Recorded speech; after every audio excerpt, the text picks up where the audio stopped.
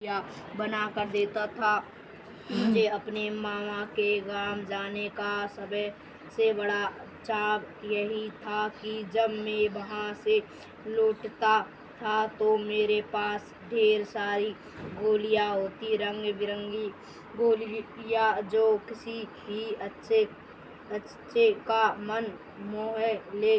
वैसे तो मेरे मामा के गांव का होने के कारण मुझे बदलू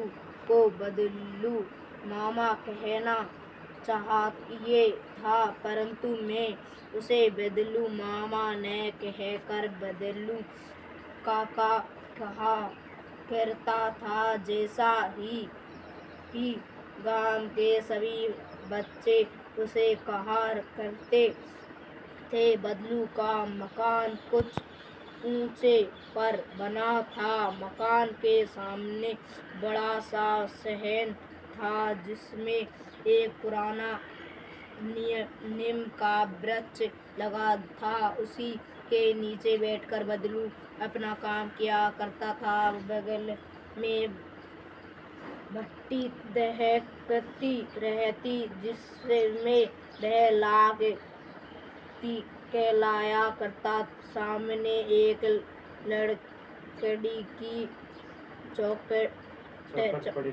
चौखट पड़ी रहती थी जिस पर लाख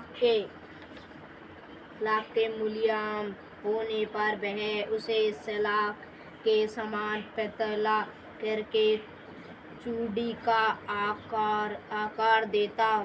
पास में 4-6 विभिन्न आकार की बेलनुमा मुंगेरियां रखी रहती जो आगे से कुछ पतली और पीछे से मोटी होती। लाख की चूड़ियों का आकार देखकर वह उन्हें मुंगेरियों पर चढ़ाकर गोले और चिकना बनता और तब एक एक कर पूरी हाथ की मुंगेरियों पर चढ़ाकर गोल और चिकना बनाता और तब एक एक कर पूरे हाथ की चूड़ियां बना चुकने के पश्चात वह उन पर रंग करता।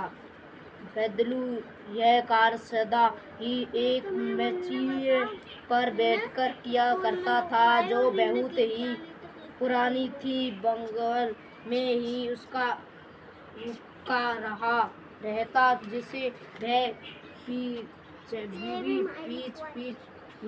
बीच में पीता रहता।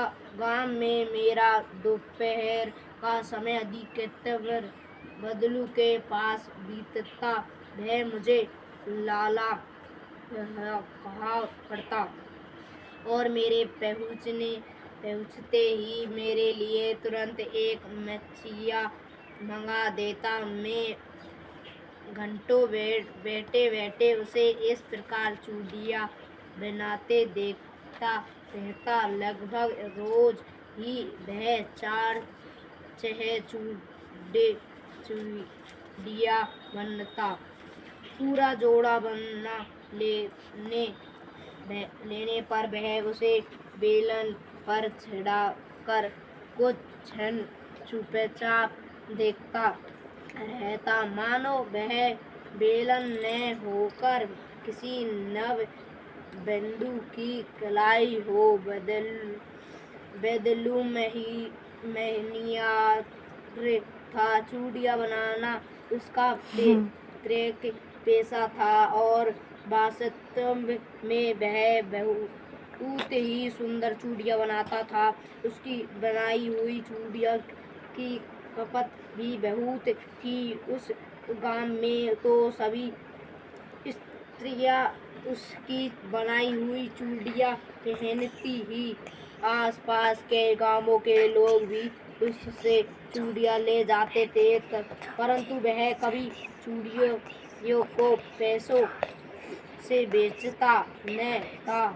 उसका अभी तक वस्तु विनिमय का तरीक और लोग अनाज के बदले उससे चूड़ियाँ ले जाते थे।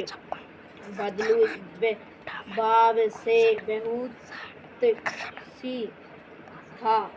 मैंने कभी भी उसे किसी से झगड़ते नहीं देखा।